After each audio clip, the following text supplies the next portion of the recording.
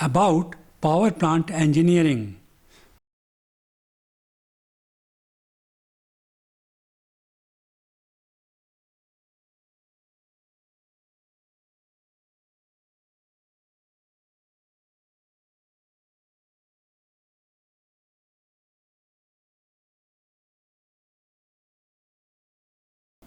Namaste friends.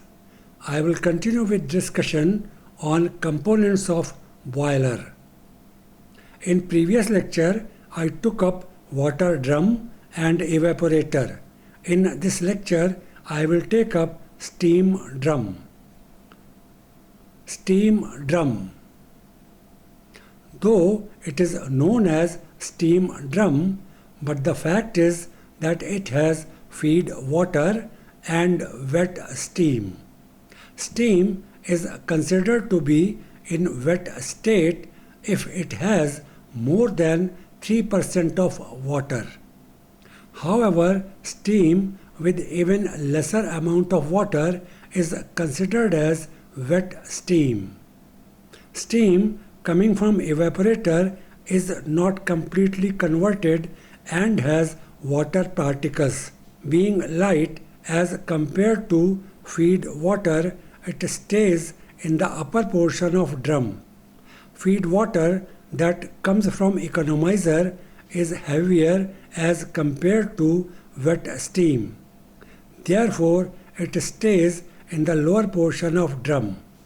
As mentioned, wet steam and feed water occupy upper and lower portion of drum.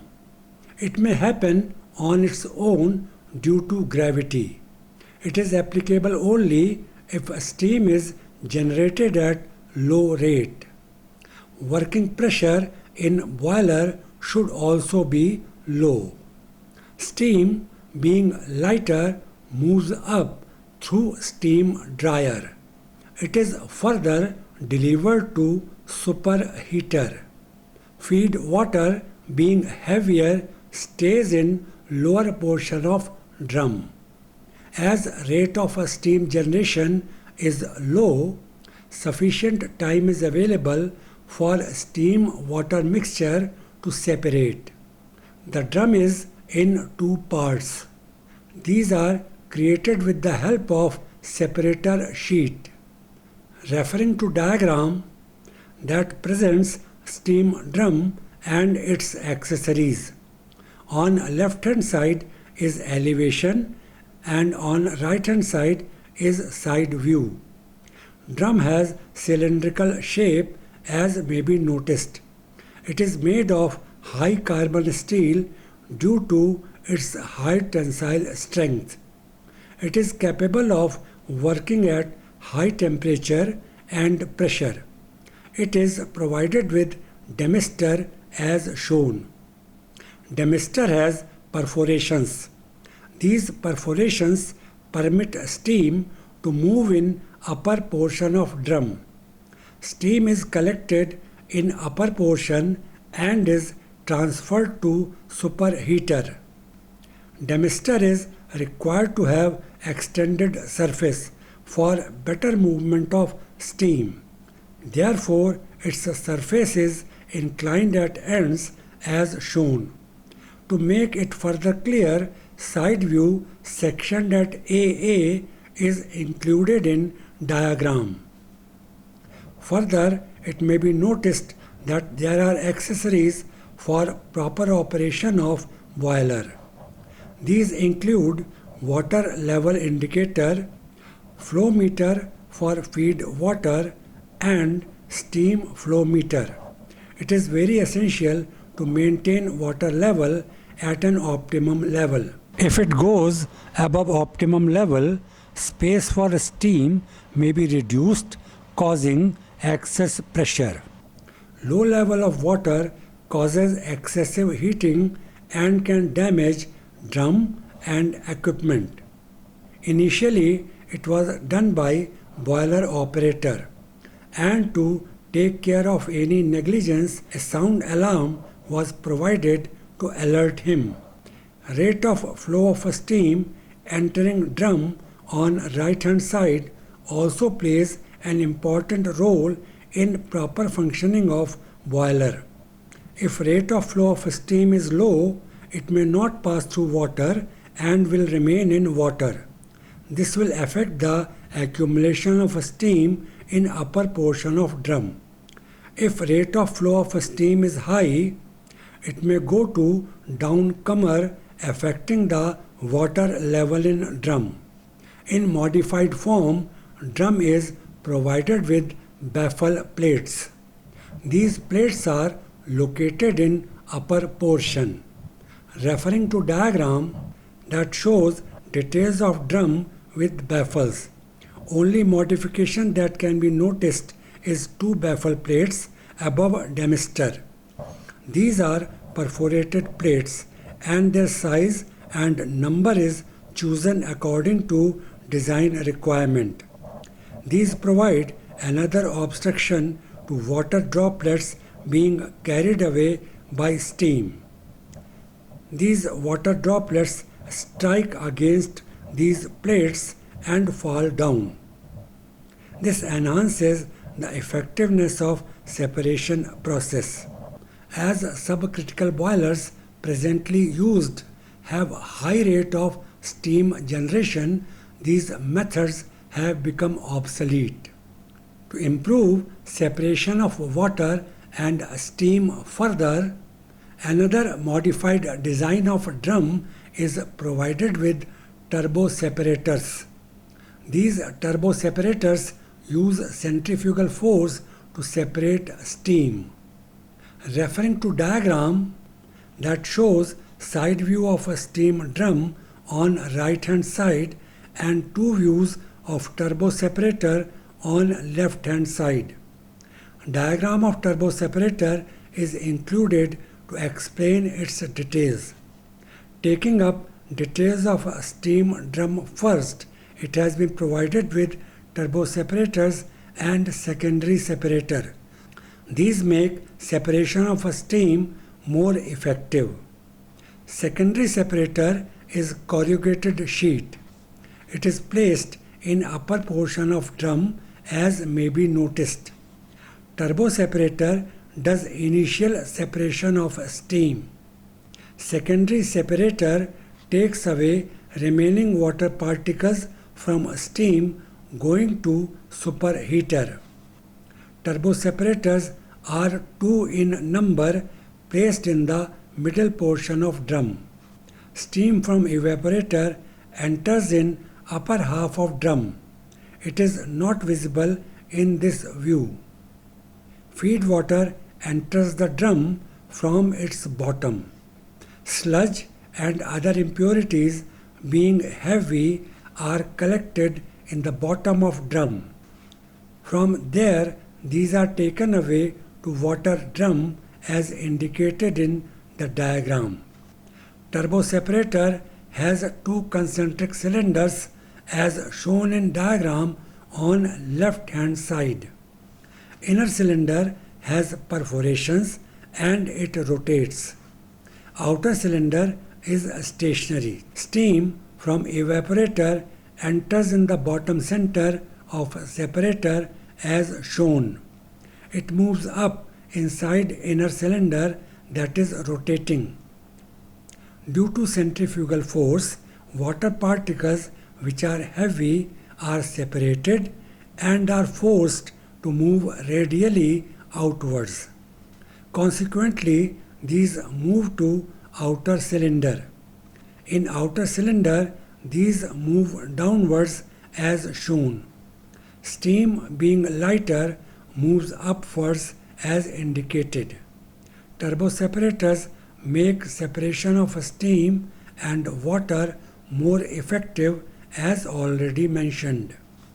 Steam coming out of separators moves upwards. It crosses through secondary separator placed in upper portion of cylinder as already mentioned. Secondary separator is corrugated sheet that allows the upward flow of steam. Remaining water particles are separated and fall down in the lower portion of drum. Separating water particles second time makes separation more effective. Steam drum is made of high carbon steel that has high tensile strength. This makes it capable of withstanding high temperature and pressure as already mentioned. It is very essential to maintain desired pH value of water in drum and keep concentration of impurities in water within permissible limit. Chemicals are used to achieve it. A pipe is provided in drum that runs through its length.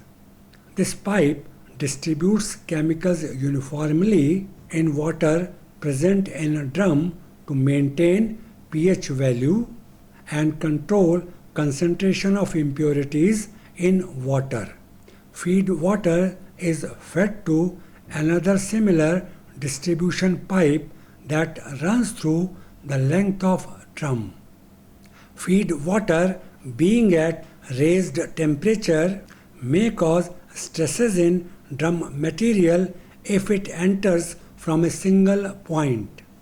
Another component that is incorporated in a steam drum is anti-vortex device. Water flows to water drum through downcomer. At the exit where pipe is connected with the drum, vortex is formed. This causes formation of water hammer. Shock waves are produced as water changes its direction suddenly. These waves are also known as hydraulic surge. These cause sudden banging or knocking. This is termed as water hammer. This vortex may draw steam also that may be carried away by water moving to water drum. Anti-vortex device prevents formation of vortex. This eliminates possibilities of occurrence of water hammer and drawing of steam into downcomer. In steam drum, it is very essential to maintain a proper water level. It is carried out in two parts: level measurement and level control. Level measurement. Earlier, a tube was used to indicate water level. As shown in a diagram, water level indicator may be noticed on left hand side. It is a tube connected with a drum.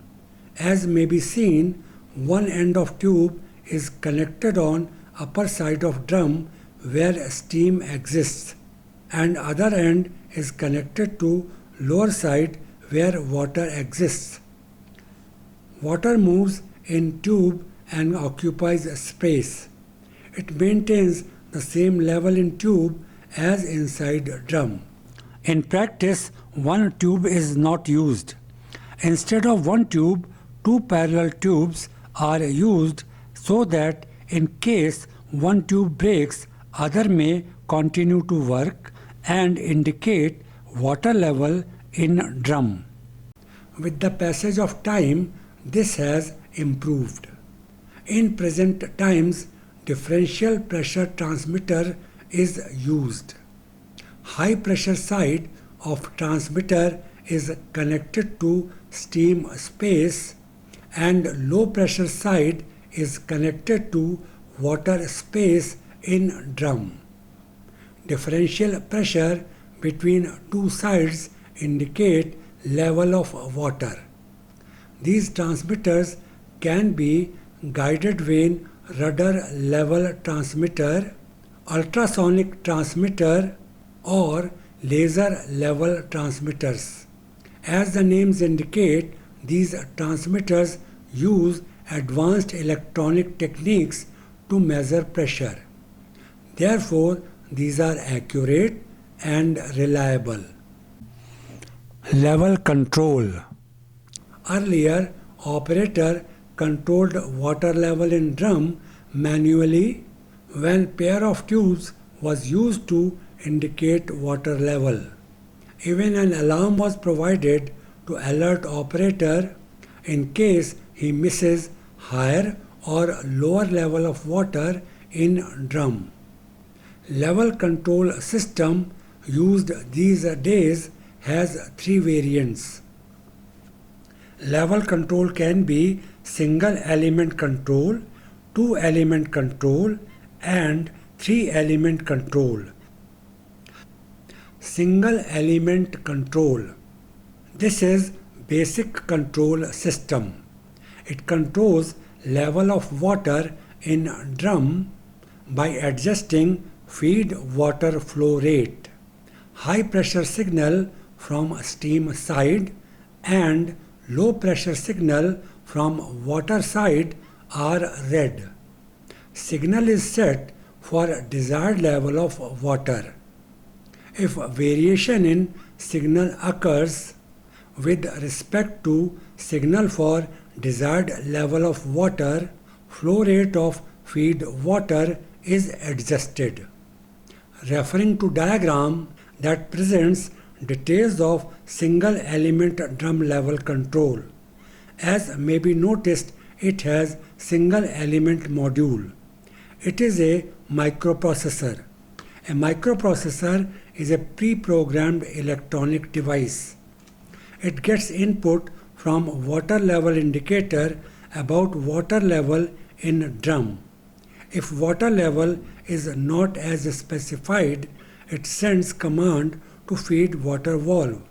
The valve is then operated and water level in drum is maintained as per specifications. Microprocessor, being an electronic device, is highly accurate, reliable, and has a long life. Single element level controller is suitable for subcritical boilers used in power plants that have steady load. Two element control. This is an improved version of single element control. It has two element module.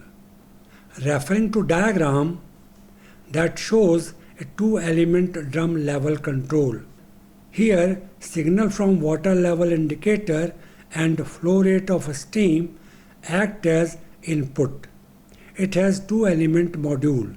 It is an improvised microprocessor. It is capable of processing two signals.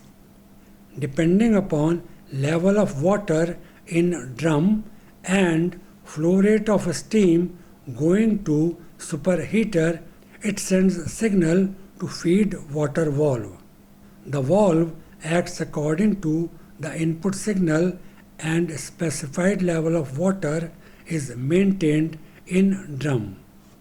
Being a two element control with inputs of water level in drum and steam flow rate to superheater, it is more accurate as compared to single element control. It is suitable for subcritical boilers that have moderately varying demand of steam. Three element control. It is a further improved version and has three element module. It gets input related to level of water in drum, flow rate of steam being supplied to superheater, and feed water flow rate. Referring to diagram that presents three element drum level control. It may be noticed that it has three element module. It receives and processes three input signals. These are related to level of water in drum, steam flow rate to superheater, and flow rate of feed water. Depending upon these three inputs, it sends a signal to feed water valve that acts accordingly and maintains desired level of water in drum. This control mechanism provides effective variation in feed water flow. It is used in power plants with more than one subcritical boiler, and drums in different boilers share single feed water system. Controlling water level in drum is very essential for proper and safe functioning of boiler. As already mentioned earlier, boiler operators did it. Proper operation depended upon his alertness. An alarm was incorporated that alerted operator in case water level differed from specified level. With passage of time, microprocessors and electronic devices became available. These are highly accurate, reliable, and have long life as already mentioned. These made process of maintaining water level in drum reliable and convenient. It made boilers not only more efficient but also safe. With this, discussion on steam drum concludes. In next lecture, I will take up discussion on superheater, another major component in boiler. Thanks for watching.